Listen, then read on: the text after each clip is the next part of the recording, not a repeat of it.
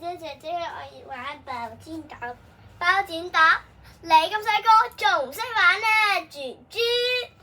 仲有啊，包剪揼係有特別嘅含義㗎，唔可以立亂玩。點解啊？咁呀？包剪揼，你試下做呢一個手勢，你識唔識做啊？我都唔知。就係就係代表我愛你嘅意思。唉，真係估唔到你仲有咁聰明嘅一面添，你平時仲係咁可愛、咁愚蠢嘅小 BB。同你講啦，520即係我愛你，所以唔可以立亂同陌生人講。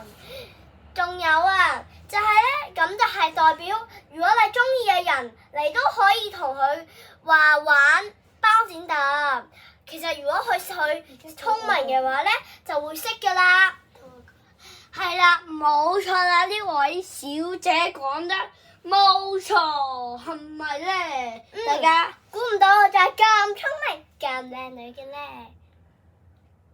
OK，大家下一集再見，拜拜。